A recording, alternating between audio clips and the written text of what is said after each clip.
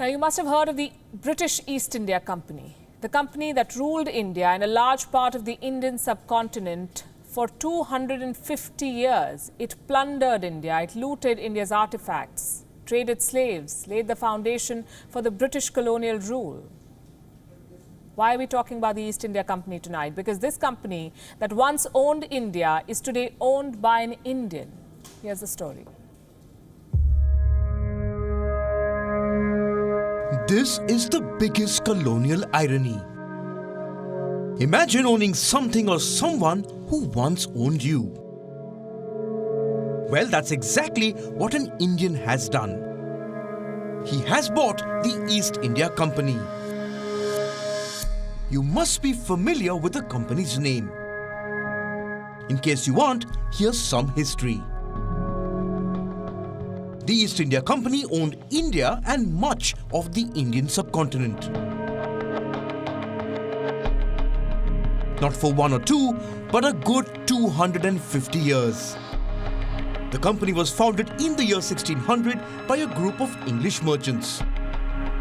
They pooled in nearly £70,000 to start the company, which was originally meant to trade spices. In 1613, the company established its first factory in Surat. That's in present-day Gujarat. In 1757, the East India Company seized control of the Mughal state of Bengal. How, you ask? Through force. The East India Company's charter authorized it to wage war. Back then, it had a 3,000-person strong army. It was led by Robert Clive, who went on to become the governor of Bengal. Soon, the East India Company shooed the French and the Dutch from the Indian subcontinent. It went on to conquer a big chunk of the Mughal Empire,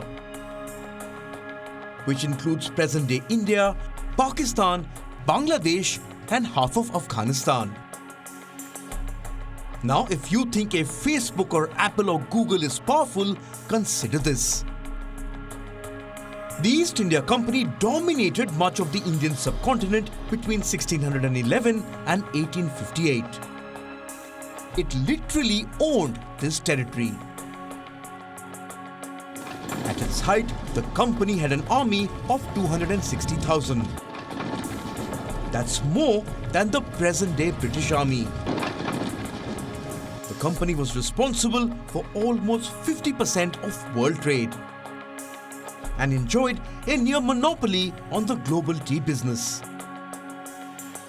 The East India Company was the most powerful corporation the world had ever seen. It controlled everything from the opium trade to the slave trade. What happened then? In 1858, the British government ended the company's rule in India.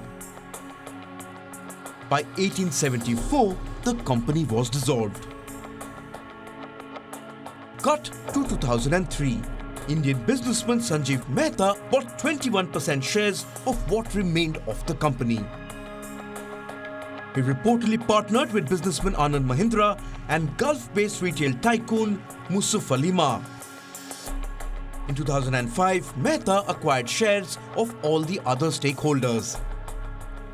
The deal gave Mehta the right to the name, the East India Company's chop marks, and its coat of arms.